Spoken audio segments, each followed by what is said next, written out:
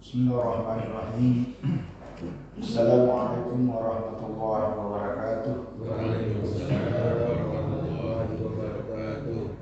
Alhamdulillah rabbil alamin wa bihi nasta'inu ala umuri dunya waddin. Asyhadu an la ilaha illallah wa asyhadu anna Muhammadar Rasulullah. Allahumma shalli wa sallim wa barik ala Rasulillah Sayyidina Muhammad wa ala alihi wa sahbihi ajma'in. Subhanaka la ilma lana illa ma 'allamtana innaka antal alimul hakim. Allahumma aftah 'alaina futuhal 'arifin bi hikmatika innaka anta khairul fatihin.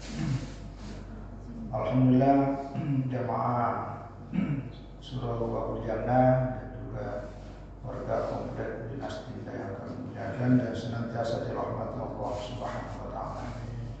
Alhamdulillah kita senantiasa bersyukur, berterima kasih kehadirat Allah atas segala nikmat yang Allah berikan kepada kita dalam bentuk kesehatan, kekuatan, termasuk kesempatan. Alhamdulillah kita sudah melaksanakan sholat subuh secara berjamaah. Kita lanjutkan kajian kita mengenai sholat sunat, ya, sholat an-nawafil atau sholat at-tatawwu. Pada hari yang lalu kita bahas tentang sholat sunat ini dilihat dari segi boleh berjamaah dan tidak berjamaah. Ada dua macam. Pertama, sholat sunat yang disunatkan secara berjamaah, yang kita sudah bahas pada ahad yang lalu. Yang kedua, sholat sunat yang tidak disunatkan berjamaah, jadi kita laksanakan hanya sendiri-sendiri, seperti sholat sunat rawatib. Nah, yang kedua, selain sholat sunnah rawatib adalah sholat sunnah al-mustaqillah anil faraid. Artinya sholat yang berdiri sendiri. Yang lalu kita sudah bahas tentang sholat tahajud, sholat sunnah mutlak. Nah, sekarang termasuk diantaranya adalah sholat duha. Ya, sholat duha. Sholat duha ini di kalangan para ulama fikih ada 3 nama yang sering menjadi pembahasan di kalangan para ulama, tapi hakikatnya satu. Pertama, sholat duha itu satu, ini yang populer. Yang kedua adalah sholat awwabin. Ya, jadi ada juga namanya sholat awwabin, tapi ini juga di kalangan para ulama sebenarnya itu adalah sholat duha.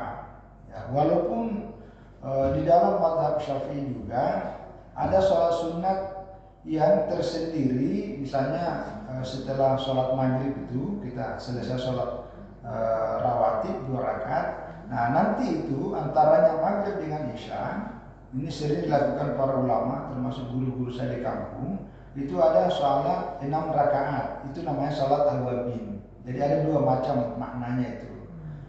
Sholat awwabin itu artinya orang-orang yang tobat. Hanya karena ada riwayat yang diriwayatkan oleh Imam Bukhari bahwa ketika Nabi SAW menjelaskan tentang sholat duha, nanti pada belakang akhir itu beliau mengatakan itulah sholat awwabin. Begitu juga riwayat yang lain bahwa sholat awwabin itu adalah sholat yang dilaksanakan ketika matahari sedang naik, di mana unta-unta sudah mulai berlari-larian. Nah, kenapa berlari-larian? Karena sudah mulai kena sinar matahari. Nah, itu juga yang digunakan sebagai sholat awwabin. Nah, tapi bagi yang mau melakukan sholat duha nanti ini atau tersendiri sholat awwabin itu antara maghrib dengan isya juga tidak apa. Nah, yang ketiga ini yang banyak populer hari ini, istilah sholat syuruk atau sholat isyraq. Ya. Sebenarnya istilah ini di kalangan para ulama fikih antara sholat syuruk, sholat isyraq, ya, dengan sholat duha sama, itu juga. Jadi sholat duha itu namanya ada 3, sholat awwabin, yang ketiga ini adalah sholat syuruk. Ya, sholat syuruk itu kan dari kata syarika. Syarika itu artinya panas. Jadi masyrik, tempat terbitnya matahari yang membuat kita panas. Jadi sholat yang dilakukan setelah matahari naik. Ya. Jadi Walaupun, nah ini misalnya Imam Al-Ghazali ada menyebutkan bahwa salat syuruk itu tersendiri, itu setelah terbitnya matahari. Cuma harus hati-hati ya, karena dari 3 sampai 5 waktu yang dilarang di dalam melaksanakan sholat sunat itu, salah itu diantaranya itu ketika matahari lagi sedang matahari terbit, yang sampai begitu matahari terbit lalu situ kita sholat, itu dilarang. Ya, kalau dalam ilat hadisnya itu karena pada saat itu ya dulu ya ada kayak setan itu ada tamu, jadi nanti menyerupai menyembah setan itu. Ya. Jadi, tapi di Pontianak beberapa masjid saya lihat mulai digalakkan sholat sunat syuruk. Tapi kalau ulama-ulama fikih terdahulu, ya biasa aja sholat syuruk itulah sholat duha. Ya, wakal duha rakaatani. Ya, ini prosesnya. Mana jamnya situ?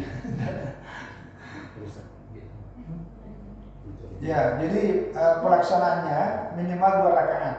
Ya, wa aktsaruha, ini paling banyak adalah isnata asyarat, yaitu 12 rakaat, itu paling banyak. Tapi yang sempurna juga adalah 8 rakaat. Li khabari Muslim, berdasarkan hadis riwayat Imam Muslim, ini hadisnya, yusmi ala kulli sulama min ahadikum sadaqah. Jadi setiap pagi dari seluruh persendian kita di antara kalian itu adalah sedekah. Artinya mesti ada sedekah. Nah ini hadisnya saya ini nggak panjang. Jadi tasbih itu adalah sedekah, tahlil itu adalah sedekah, takbir itu adalah sedekah. Jadi setiap dalam persendian kita ini adalah setiap pagi itu adalah wajib kita bersedekah. Nah nanti pada bagian akhir dari hadis itu kata Rasulullah Shallallahu Alaihi Wasallam, wa yajzi'u an dzalika raka'ataini, ya raka'atani yusallihima minat duha. Jadi sebanding, artinya memadailah, artinya cukup sebagai sedekah itu, ya nilainya ketika kita sempat sholat 2 rakaat, ya namanya sholat duha. Jadi sholat duha minimal 2 rakaat itu sudah senilai dengan sedekah yang kita bayarkan. Wa adna al-kamal arba'un. Nah, di bawah sedikit dari kesempurnaan salat duha ini adalah 4 rakaat. Wa akmalu minhu sittun. Tapi mendekati bagian dari kesempurnaan itu adalah 6 rakaat. Ya afdaluha sama rakaatin. Tapi yang paling utama adalah 8 rakaat. Nah, jadi 2 boleh 4, boleh 6, boleh 8. Jadi kembali kepada yang bersangkutan dan kesempatan. Ya mungkin kalau orang yang pagi hari mulai banyak tugas pekerjaannya di berbagai tempat, di kantor kah, atau mau ke kebun, atau mau ke tugas-tugas lainnya, ya tergantung yang mau 2 rakaat. Atau boleh, atau mungkin udah pensiun, tidak terlalu banyak aktivitas, ya mungkin mengambil. Nah itulah sholat sunnah. Jadi Rasulullah SAW melaksanakan dan bersabda dengan bermacam-macam rakaat, karena kesempatan juga umatnya juga berbeda-beda. 5 rawat Ummu Hani, sebagaimana diriwayatkan Ummu Hani binti Abi Thalib. Ummu Hani putrinya Abi Thalib, ini saudaranya Sayyidina Ali radhiyallahu anhu. Anna Nabi sallallahu alaihi wasallam shallaha 8 rakaat. Jadi Nabi sallallahu alaihi wasallam salat duha itu sebanyak 8 rakaat. Ya, wa qala aktsariha 16 rakaatan. Di Khabri Abi Dawud, ya. Jadi ada juga yang lebih dari itu, lebih dari 8, yaitu 12 rakaat. Ini didasarkan pada hadis riwayat Abu Dawud.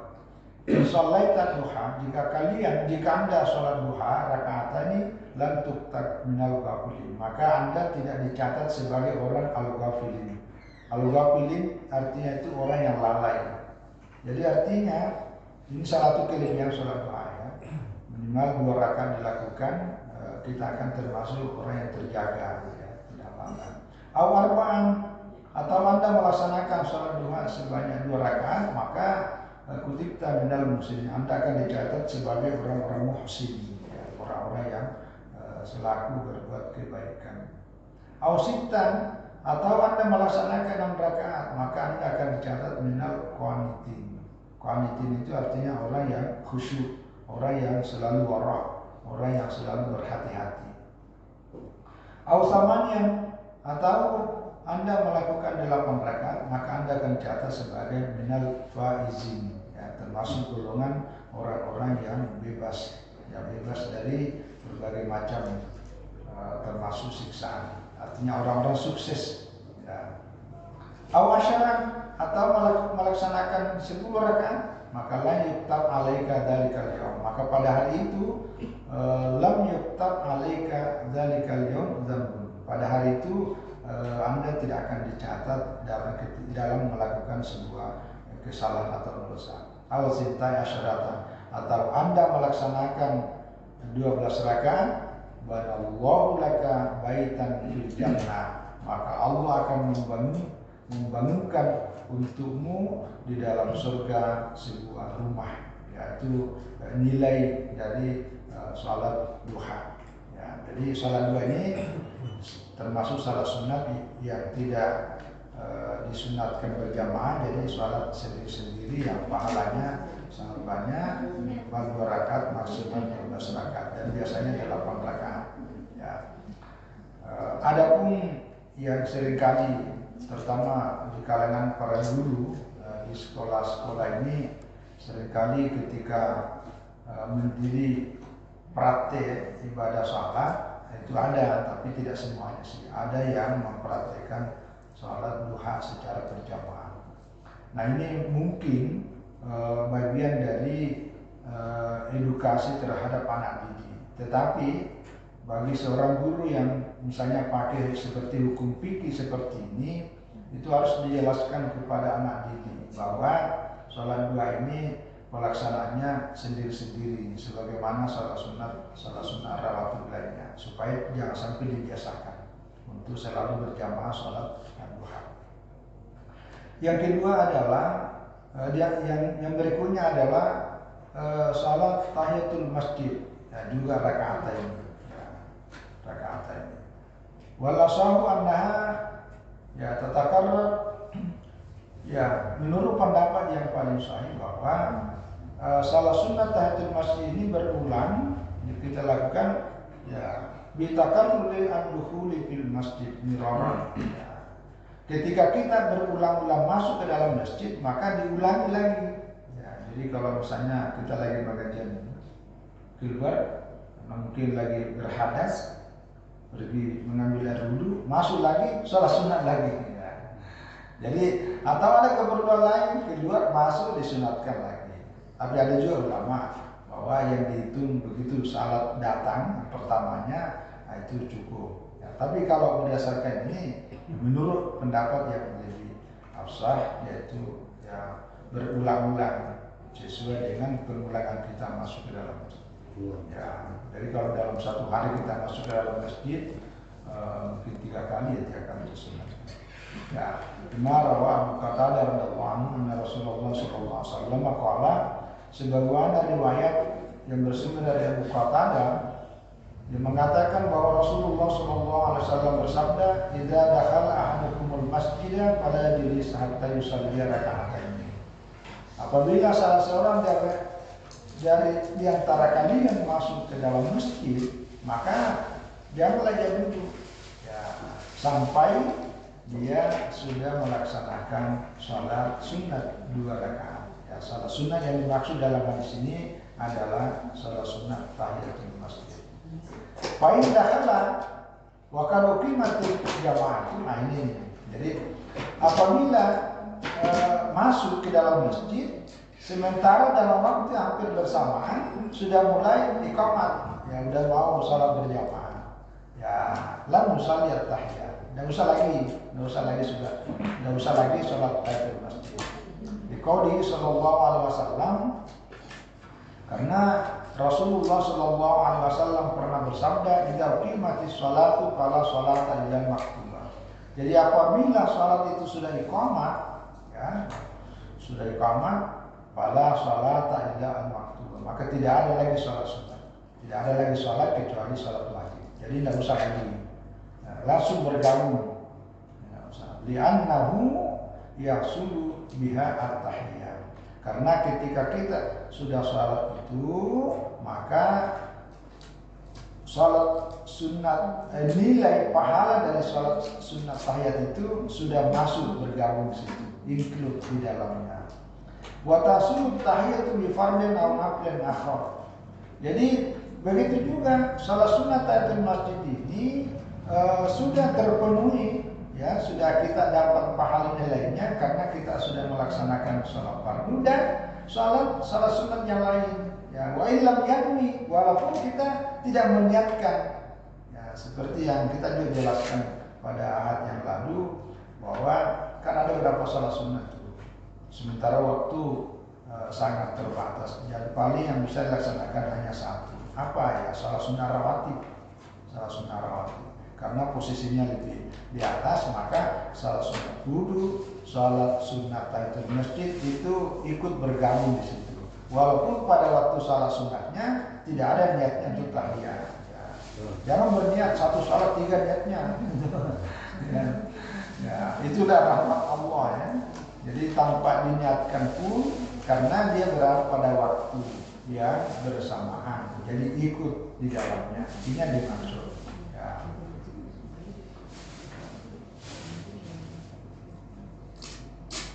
Ya, wala hadan fa inna tuqra idza wajada al-maktub tuqam. Jadi bahkan ketika sudah mau melaksanakan salat Jumat, kalau kita salat sunat, maka justru salat sunat itu lebih makruhkan.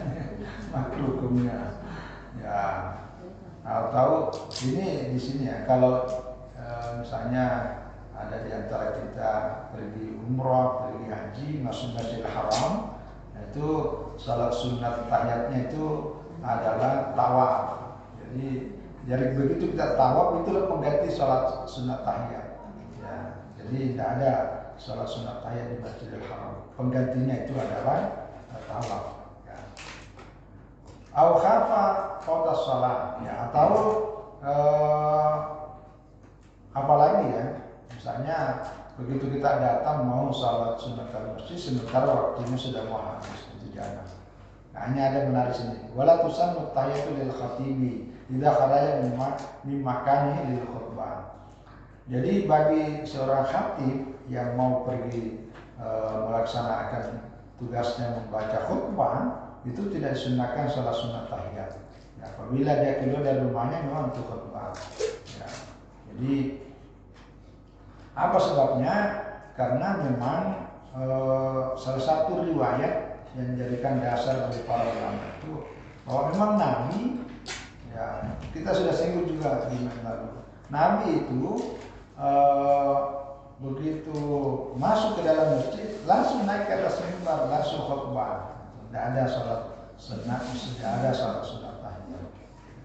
Nah, cuma termasuklah yang kabliyah, kita sudah singgung lagi. Ya, penjelasan para ulama, ya, karena dulu Nabi rumahnya itu di sebelahnya. Jadi rumah Rasulullah dan para istrinya itu berjejer ke sana ini hanya dibatasi tembok ini. Batasi tembok. Jadi Nabi itu keluar ini dan masjid. Makanya Nabi itu sholat sunat di dalam. Begitu masuk ke dalam langsung di atas mimbar. Tidak lagi sholat sunat di sini. Jadi makanya yang sekarang itu tempat makam Rasulullah SAW, Sayyidina Abu Bakar, Sayyidina Umar, itu adalah tempat rumahnya Aisyah. Itu. Nah, di sampingnya itu ke sana berjejer ini adalah Hafsah, adalah Maimunah, Saudah, itu ada berapa istri itu? Ada sekitar 10-11. Karena Khadijah kan tidak, karena sudah wafat sebelum Nabi hijrah ke Madinah. Kalau Maria itu istri Nabi yang dari Kipti, dari Mesir, itu jauh, hanya sendirian, dia dekat dengan Kuba. Nah, disitulah, maka di situ di masjid Nabi itu dekat sampingnya kalau perempuan mau ziarah ke Raudah, ya Raudah itu yang antara kamarnya Aisyah ini tempat makam Rasul dengan mimbar Nabi itu namanya Raudah. Nah, kalau perempuan lewat itu melalui ada namanya situ pintu Jibril. Ya, kalau laki-laki dia masuknya itu namanya Babus Salam, ya pintu Assalam. Kalau ini pintu Jibril. Kenapa? Karena ketika Jibril menerima perintah dari Allah untuk mengantarkan wahyu kepada Nabi Shallallahu Alaihi Wasallam, terutama di malam hari, Nabi lagi ada di kamar di antara istri-istri beliau, nah itu Jibril lewat pintu itu. Maka yang Nabi kalau sekarang namanya pintu Jibril. Nah, jadi itu ceritanya Nabi tidak ada salat sunat di masjid, terutama pada Jumat langsung ke mimbar. Ya. Tapi kalau kita karena mungkin agak jauh, bisa juga misalnya kalau langsung karena pas begitu sudah selesai azan kita datang langsung. Ya. Tapi kalau maupun juga tidak apa-apa. Ya. Tahiyatul masjid.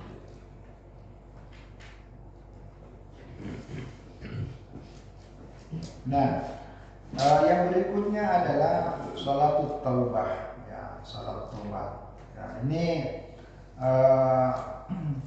li khabri Abi Dawud wa ghairihi. Ini didasarkan pada hadis yang diriwayatkan oleh Imam Abu Dawud dan lain-lainnya dan juga Imam At-Tirmidzi. Ya. Rasulullah Shallallahu Alaihi Wasallam bersabda, "Laisa abudun yadnamu dzamban fayaqumu fayatawadda wa yusalli rak'atain tsumma yastaghfirullah illa ghufira lahu." Jadi tidak ada seorang hamba yang telah melakukan dosa lalu kemudian dia merasa bersalah lalu kemudian bangkit berdiri mengambil air wudhu kemudian sholat 2 rakaat. Sesudah sholat itulah banyak istighfar, mohon ampun kepada Allah atas dosa-dosanya, illa ghufira lahu, kecuali akan dosanya akan diampuninya. Nah, jadi oleh para ulama salat yang dilaksanakan yang dimaksud dalam hadis ini adalah salat taubat. Jadi memang seringkali pemberian nama salat sunat itu bukan dari Nabi, bukan dari Nabi, tapi para ulama yang memberikan nama terhadap salat itu disesuaikan dalam konteks hadisnya. Jadi karena orang ini salat karena dia telah melakukan dosa lalu kemudian dalam salatnya itu 2 rakaat, setelah itu banyak istighfar, maka itulah disebut salat taubat. Nah, sama juga nanti ada juga salat tasbih. Jadi salat tasbih ini yang memberikan nama itu adalah para ulama. Ya, bukan Nabi tidak mengatakan memberikan nama salat sunat itu sebagai salat sunat tasbih, tapi para ulama lah yang memberikan nama. Ya. Berikutnya adalah salat sunat tasbih. Ya. Salat tasbih 4 rakaat. Ya. Salat sunat tasbih ini 4 rakaat. Yaqulu fi kulli rakaatin ba'da qiraati subhanallah walhamdulillah wa la ilaha illallah wallahu akbar 15 marrah. Jadi pada waktu berdiri sesudah baca itu yaitu 15 kali. Wa yaqulu bi kulli narku wa rafa'i minhu wasajadataini wa julusi bainahuma wa jalasatil istirahat wa ma qabla tasyahhud asyran fadzalika 5 wa 7 fi kulli rakaatin. Jadi ketika ruku, setelah itu 15 kali ruku, 10 kali naik, 10 kali kemudian sujud, 10 kali antaranya, 10 kali kemudian duduk lagi, duduk istirahat, 10 kali baru naik. Itu 1 rakaat sebanyak 75 tasbih. Nah, ketika dikali 4 karena 4 rakaat maka jumlah totalnya adalah 300. Ya, 300. Nah, ini lagi diberi nama sholat sunat tasbih oleh para ulama karena isinya adalah banyak tasbih. Ya, keutamanya ini seringkali ada hadis dari paman Nabi namanya Al-Abbas. Ini penjelasannya juga. Ya. Wa qala muslim kulli waqtillah kama taqiya fi kulli yawm wa layla wa kulli usbu'in. Kalau tidak sempat ya sekali dalam satu minggu atau satu dalam Jumat atau sekali dalam sebulan atau sekali dalam seumur hidup. Ya. Wa hadis ya hasan. Ya, jadi ini Nabi berpesan kepada pamannya bahwa dosa-dosa akan diampuni bagi orang melaksanakan sholat sunat tasbih. Kalau tidak sempat ya dalam satu hari satu malam itu maka ya satu kali dalam satu pekan. Kalau tidak sempat satu kali dalam sebulan. Kalaupun tidak sempat ya satu kali dalam seumur hidup. Nah ini hadisnya kalau dijelaskan di sini hadisnya adalah hadis hasan dikasih Turuki karena banyaknya sumber riwayatnya. Nah, karena begini termasuk di Pontianak ini ada memang satu kelompok yang tidak mau sholat tasbih karena menganggap bid'ah. Kenapa dianggap bid'ah? Karena hadisnya itu dianggap tidak sahih. Padahal begini sebenarnya salah sunat tasbih ini hadisnya, tapi sanadnya itu ada lebih dari 3, mengatakan 5. Sanad itu jalan datangnya riwayat itu dari para beliau sampai ke para nabi itu ada 5 jalur. Nah ini jalur pertama dan 2 oleh para ulama itu dinilai dhaif. Tapi jalur 3, 4, dan 5 ini semuanya sahih. Nah ini yang melihatnya hanya 1 dan 2 menganggap itu dhaif. Termasuk Ibnu Al-Jauzi. Nah, ini yang ada sebagian ulama menganggap itu nggak ada hadisnya itu.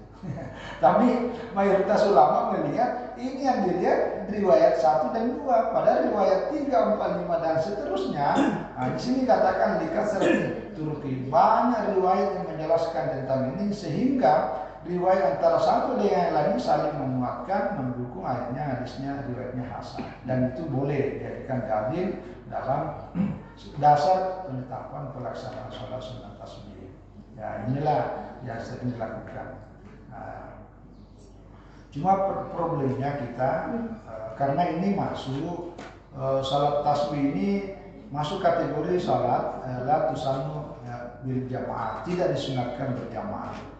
Yang kedua, salat sunat tasbih ini sebenarnya termasuk salat sunat para wali. Ya, jadi salat sunat yang ya hampir sebenarnya sama dengan salat sunat tobat juga karena ya orang yang melaksanakan salat sunat itu kan dosanya diampuni. Dan ini yang banyak dilakukan oleh para ulama, terutama ulama sufi. Tapi di beberapa tempat termasuk di surah kita ini dijamaahkan. Karena bagian mungkin dari mengajak. Karena kalau tidak dijamaahkan sini di rumah malas. Jadi dengan adanya orang sholat tasbih itu lalu kemudian ikut itu sama-sama mendapat pahala. Tapi sebenarnya sih hakikatnya itu sebaiknya memang kan kita sholat sunat tasbih itu bukan hanya sekali pada bulan Ramadan itu, tapi mungkin ada yang sekali pada berjamaah. Tapi sebenarnya di rumah kita sholat sunat tasbih itu sendiri-sendiri, ya itu dasarnya sebenarnya. Jadi sekali lagi ya mungkin karena mengajak keberjamaah saling sholat sunat sunnah, sholat sunat tasbih, hanya sholat sunat istikharah. Berapa lagi kita habiskan ya? Sholat sunat istikharah rakaatani. Ya, istikharah ini artinya kita berada dalam kegalauan. Ya, mungkin bapak ibu yang mau mencari menantu bingung, mana saya dilamar 2 orang ini. Yang mana saya terima ini? Wah itu minta petunjuk. Itu namanya sholat istikharah. Atau ada anaknya mau melamar, dia mau masuk yayin kah? Atau masuk Untan? Atau masuk mana ini? Dia mau melamar kuliah ini, bingung. Nah, jadi itu minta istikharah.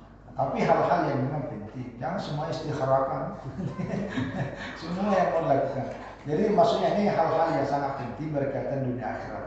Ya, terutama masalah keagamaan, itu penting istikharah. Ya, karena istikharah itu bagian dari rasa tawakal kita lebih mempercayakan sepenuhnya kepada Allah. Tapi jangan pernah menyesal, wah berarti soal istikharah saya dulu salah nih, kenapa dampaknya begini. Nah, itu ada hikmahnya. Ya, jadi 2 rakaat juga. Li khamrul Bukhari, ya sebagaimana diriwayatkan dari Bukhari, ya hadisnya. Ya.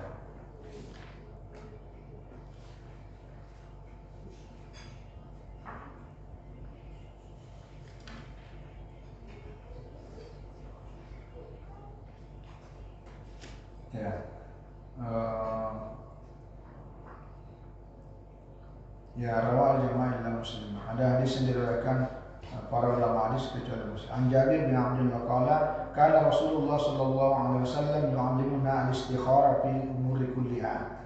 Jadi kata Jabir bin Abdullah, Rasulullah sallallahu alaihi wasallam biasa mengajari kami untuk salat istikharah dalam fil umuri kulliha, dalam berbagai masalah, terutama masalah-masalah yang besar. Kama yu'allimuna as-surata min al-Qur'an, sebagaimana Nabi mengajarkan kami tentang membaca surah dari Al-Quran itu. Dan beliau bersabda, "Idza hamma ahadukum bil amri," apabila kamu hamma merencanakan sesuatu tapi dalam keadaan seperti galau itu, mana yang ambil, mana ya. Nah itu falyarka rakaat ini hendaklah salat 2 rakaat yang negara dilakukan salat fardu. Summa yakun, kemudian baca ini doanya nih. Ini doanya istighfar. Allahumma inni astakhiruka bi'ilmika. Ya Allah, saya memohon pilihan kepadamu dengan ilmumu. Jadi pilihan ini saya serahkan kepadamu. Allah, engkau lah yang memilihkan buatku. Wastaqdiruka biqudratika. Saya memohon kemampuanmu Allah dengan kemampuan. Saya memohon kemampuan kepadamu Allah dengan kemampuanmu, karena aku tidak mampu menetapkan ini. Was'aluka min fadlika al-azim. Saya memohon kepadamu dengan segala macam segala karunia dan keagungan. Wa innaka taqdiru wa la aqdiru, karena engkau lah yang mampu dan saya tidak mampu. Wa ta'lamu wa la a'lamu, engkau lah yang tahu dan aku tidak tahu. Wa anta 'allamul ghuyub, hanya engkau Allah yang maha mengetahui dari segala yang baik. Allahumma in kunta ta'lamu anna hadzal amra khairun li fi dini wa ma'ashi wa aqibati amri. Ya Allah, jika engkau mengetahui bahwa urusan ini adalah yang terbaik buat diriku dalam agamaku, dalam kehidupanku, dan seluruh akibat dari seluruh urusanku, ya, atau ajil amri wa ajili, atau yang akan datang segera atau akan datang, fakudirhu lahu, maka berikanlah kemampuan diriku dan berikan kemudahan bagi diriku dan berkahilah urusan ini untuk diriku. Wa in kunta ta'lamu anna hadzal amra syarrun li fi dini wa ma'ashi wa aqibati amri, tapi jika engkau mengetahui Allah bahwa urusan ini adalah buruk, ya, bagi diriku, bagi agamaku, bagi kehidupanku dan seluruh akibat dari urusan-urusan ini, baik yang sekarang ataupun akan datang, maka fasrifanni, maka hilangkanlah. Ya, artinya hilangkan, jangan lagi terbebani dalam pikiran saya untuk berpikir tentang itu. Ya, hilangkan dari diriku, hilangkan dari waqdurli al khairah, berikanlah kemampuan diriku untuk kebaikan. Ya, subhanallah. Wa isami, inilah para ulama disebut salat. Ya, ada juga menyebutkan salat sunnah hajat. Ya, bukan. Waqala yusammi hajatahu. Jadi pada waktu mengatakan hadzal amra, jadi urusan ini disebutkan hajatnya, ya, tadi itu. Jadi itu. Ini namanya salat sunnah istikharah, ya. Waktunya juga, pelaksananya juga 2 rakaat.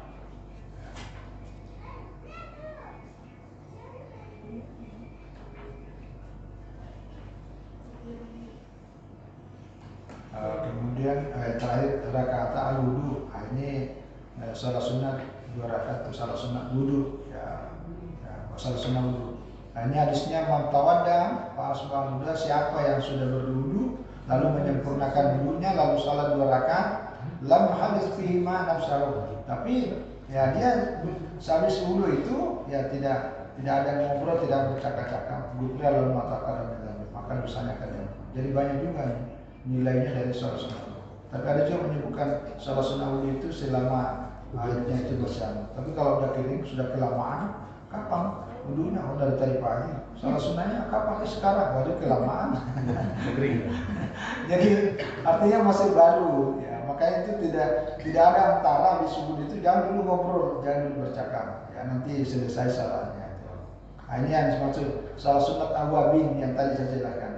Nah, salatul awabin waktu sama salatul ghaflah. Li ghaflatin nas yang nabi sawi sya al-namun Nandali wahya syiruna rakun ada yang mengatakan 20 rakaat bainal maghrib wal isya wa kalluha rakaatani ya di hadis At-Tirmidzi qala man shalla sitta rakaatin bainal maghrib wal isya antara isya maghrib maka Allah akan mencatat ibadah baginya seperti 12 rakaat. Ini salah sunnah. Saya kira ini sebagai tambahan dan penguatan apa yang kita sudah lakukan sebelumnya. Jadi hampir tidak ada hal yang hanya masalah berjamaah dan tidak berjamaah. Mudah-mudahan Allah Subhanahu wa taala senantiasa memberikan kesehatan kepada kita, terutama hidayah dan taufiknya, memberikan ya semangat motivasi untuk memperbanyak sholat sunat sebagai bagian dari melengkapi, terutama ketika di akhirat kalau ada kekurangan dari sholat. Saya kira itu. Terima kasih. Mohon maaf semua kekurangan. Wallahu a'lam bishawab. Assalamualaikum warahmatullahi wabarakatuh. Oh ya, sambil ini. Sholat sunat itu. Iya. Matahari itu. Ya. Itu sunat juga ya. Ya, itulah yang tadi namanya. Kalau populernya ini syuruk. Ya, syuruk. Tapi kalau para ulama makanya dalam kitab ini tidak ada istilah syuruk disebutkan karena sholat sunat syuruk itu adalah sholat duha. Ya. Oh lain, ya gerhana sudah kemarin. Jadi sholat sunat gerhana ini sholat sunat yang disunatkan berjamaah. Sebagaimana sholat sunat Idul Fitri, Idul Adha, sholat gerhana bulan, gerhana matahari, sholat sunat istisqa itu semua sholat sunat yang disunatkan berjamaah seperti sholat sunat tarawih.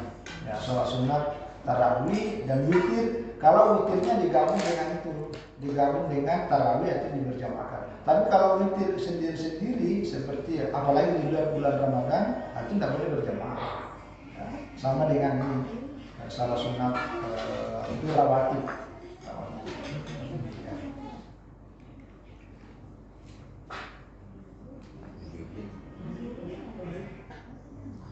Kalau lihat di sini kan sholat Isra itu kan awal Ustaz. Dalam Ya. 5, 2, 4 kan dibandingkan dengan duha kan Iya, syuruk. Nah itulah, karena itulah diberi nama syuruk itu. Syuruk itu artinya terbit matahari. Makanya di semua jadwal itu selalu ada istilah syuruk. Artinya matahari itu sudah terbit bahwa waktu sholat subuh itu tidak ada lagi batas waktu. Kalau waktu duha itu kan artinya matahari lagi sepenggalan hari. Nah itu kalau dalam sejarahnya ketika masa Nabi itu terutama di itu Masjid Kuba kalau salah itu sejarahnya. Jadi pada waktu mulai matahari itu muncul naik, itu ternak-ternak itu sudah mulai merasa ada sinar matahari, maka mereka berlarian. Di saat itu disebut sholat sunat duha. Ya. Karena kalau pas lagi terbit, itu justru tidak boleh. Jadi mulai terbit matahari dengan mulai terbenamnya itu dua waktu yang tidak boleh. Termasuk matahari yang pas ini, itu sholat sunat duhur. Kan duhur itu adalah pada saat kan begini istiwa. Kita ini kan khatul istiwa. Khatul istiwa itu bahasa Arab. Jadi khat itu artinya garis, istiwa lurus. Jadi pada waktu lurus ini tidak boleh sholat sini.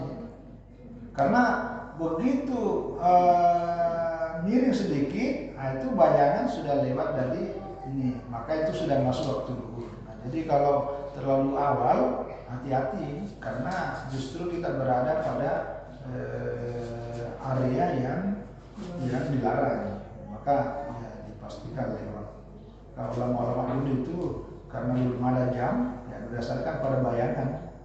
Ya, tapi kalau sekarang sih tidak lagi mencari pelayanan itu. Kan katanya Isra atau sholat subuh itu setelah waktu Isra itu tambah 10 menit.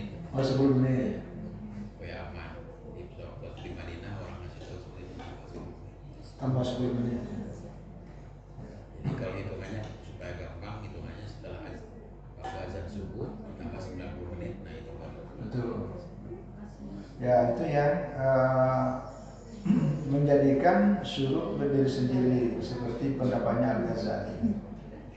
Memang kalau dalam hadis-hadis tentang keutamaan, kan sebenarnya kalau baca hadisnya itu, misalnya orang lepas sholat subuh, nah seperti yang kita lakukan ini. Jadi yang kita lakukan ini, siapa yang sudah sholat subuh, lalu dia berzikir, ya berdoa, ngaji dan seterusnya, tidak ada kegiatan lain sampai terbitnya matahari, itu dosa-dosanya diampuni, lalu kemudian kebaikan kita dilipat gandakan, itu luar biasa. Nah, baru ditambah nanti setelah itu dia ada sholatnya, mungkin itu yang dimaksud. Tapi sekali lagi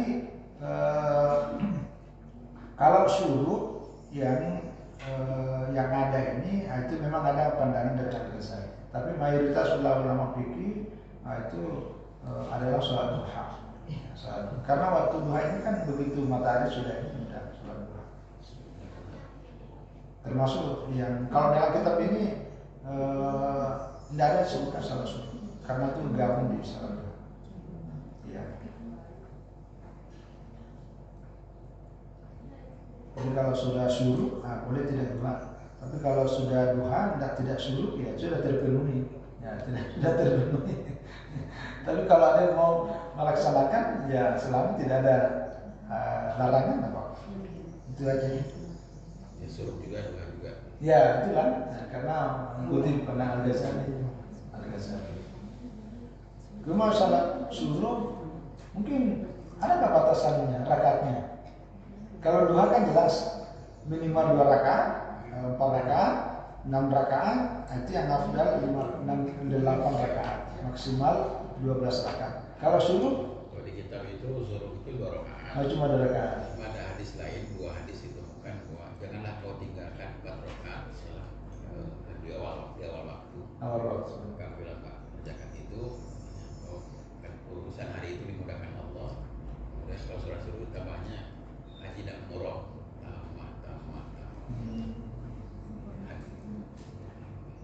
Iya.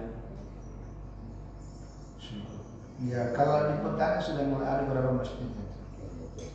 Ya. Segera itu ada ini. Sudah bilang.